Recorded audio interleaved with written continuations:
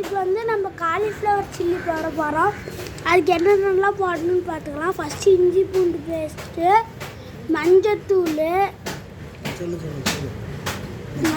அதுக்கடுத்து அந்த இஞ்சி பூண்டு பேஸ்ட்டில் கொஞ்சமாக தண்ணி ஊற்றிக்கணும். அதுக்கடுத்து மைதா மாவுக்கு கொஞ்சம் போட்டுக்கணும்.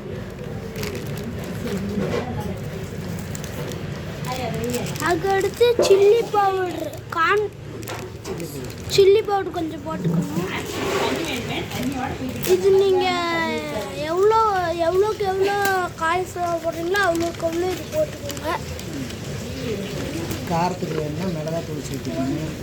காரத்துக்கு வேணும் மிளகாத்தூள் சேர்த்துக்கோங்க.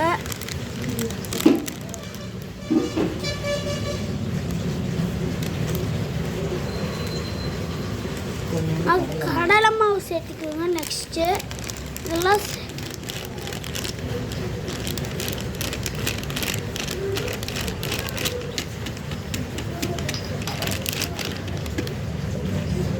சேர்த்துக்கிட்டு கொஞ்சமாக வேணுங்களார உப்பு சேர்த்திக்கோங்க காய்ஸ்.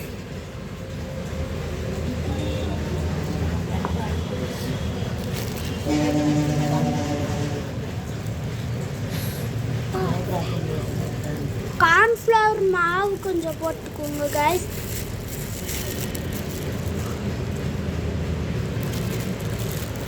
நம்ம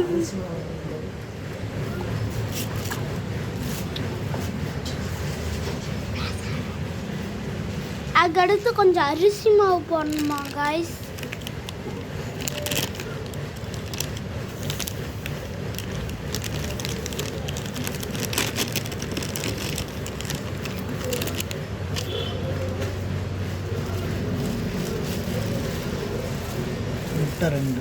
முட்டை ரெண்டு போட்டுக்கோங்க காய்ஸ்.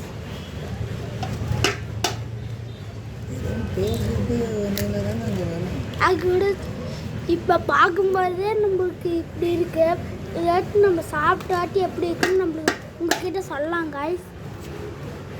பொரிக்கும் போது உங்களுக்கு வீடியோ எடுக்கிறோம் காய்ஸ்.